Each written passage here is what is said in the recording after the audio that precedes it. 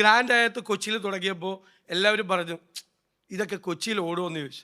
ഇപ്പോൾ ഒരു മുറി കിട്ടാൻ, ഒരു കോൺഫറൻസ് ബുക്ക് ചെയ്യാൻ എത്ര നാൾ കാത്തിരിക്കണം എന്നറിയാൻ പാടില്ലാത്ത അത്ഭുതമാണ്. അദ്ദേഹം 75,000 പേർക്ക് ജോലി കൊടുക്കുന്ന ഒരാളാണ് യൂസുഫലിക്ക. അതിൽ 34,000 പേർ മലയാളികളാണ്. മറ്റൊരു 30,000 പേർക്ക് കൂടി ഈ കൊച്ചിയിൽ തൊഴിൽ കൊടുക്കാൻ വേണ്ടിയിട്ടുള്ള ഒരു പുതിയ സംരംഭമാണ്. ബഹുമാനപ്പെട്ട മുഖ്യമന്ത്രി, മറ്റ് വിശിഷ്ടാതിഥികളെ, പ്രിയപ്പെട്ട സഹോദരങ്ങളെ, ഈ ഒരു വിസ്മയകരമായ മുഹൂർത്തത്തിൽ സാക്ഷിയാകാൻ കഴിഞ്ഞതിനുള്ള സന്തോഷം ഞാൻ ആദ്യമായി നിങ്ങളെല്ലാവരുമായി പങ്കുവയ്ക്കുന്നു. ഞാനിതിൻ്റെ ഈ ബിൽഡിങ്ങിൻ്റെ ഡീറ്റെയിൽസ് എല്ലാം വായിച്ചു നോക്കി. സത്യത്തിൽ ഐ വാസ് സർപ്രൈസ്ഡ്. കാരണം ഇത്രയും ഫെസിലിറ്റീസ് ഉള്ളൊരു ബിൽഡിംഗ് നമ്മുടെ രാജ്യത്ത് ഒരിടത്തും ഉണ്ടാകില്ല എന്ന് തന്നെയാണ് ഞാൻ കരുതുന്നത്. അതിന് ഇതൊരു ആർക്കിടെക്ചർ മാർവൽ എന്ന് വിശേഷിപ്പിക്കപ്പെടാൻ കഴിയുന്ന ഒരു ബിൽഡിങ്ങാണ് യഥാർത്ഥത്തിൽ ഇതുണ്ടായിരിക്കുന്നത്.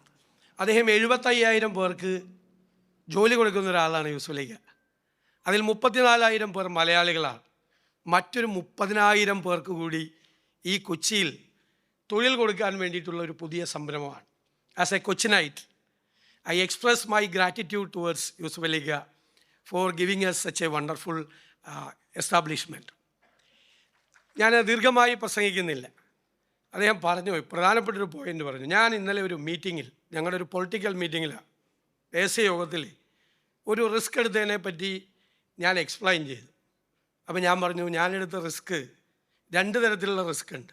ഒന്ന് ഇമോഷണൽ റിസ്ക് ഉണ്ട്, വൈകാരികമായി നമ്മൾ റിസ്ക് എടുക്കുക.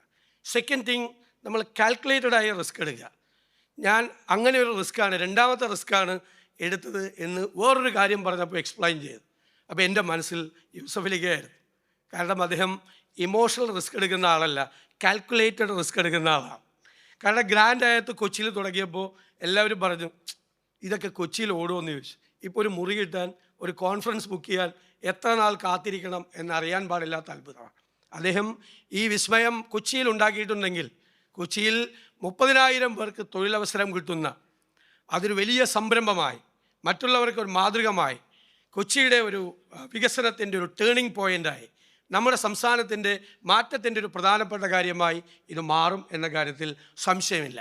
കേരളത്തിൽ ഇത്രയും സംരംഭങ്ങൾ ഉണ്ടാക്കുന്നതിന്, കൂടുതൽ തൊഴിലവസരങ്ങൾ ഉണ്ടാകുന്നതിന്, നമ്മുടെ കുഞ്ഞുങ്ങൾ കേരളത്തിൽ നിന്ന് പുറത്തു പോകാതെ കേരളത്തിൽ തന്നെ നിൽക്കാൻ സാധ്യമാകുന്ന സംരംഭങ്ങൾ ഏതു വന്നാലും, ഏത് ഗവൺമെൻറ് ഇരുന്നാലും അതിന് പൂർണ്ണമായ പിന്തുണ ഞങ്ങളുടെ എല്ലാവരുടെയും ഭാഗത്തുനിന്നുണ്ടാകും.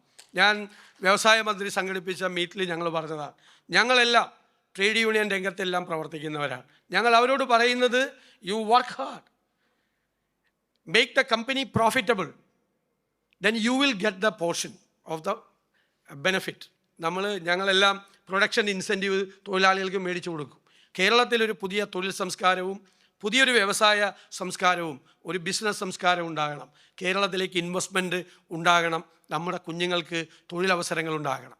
അതിന് ലോകം മുഴുവൻ കേരളത്തിൻ്റെ അംബാസഡറായി പ്രവർത്തിക്കുന്ന യൂസുഫലിക്കയോട്, അദ്ദേഹത്തിൻ്റെ ടീം ലുലുവിനോട് എല്ലാം പ്രത്യേകമായ നന്ദി ഈ സംസ്ഥാനത്തിനു വേണ്ടി പറഞ്ഞുകൊണ്ട് ഞാൻ എൻ്റെ വാക്കുകൾ ചുരുക്കും.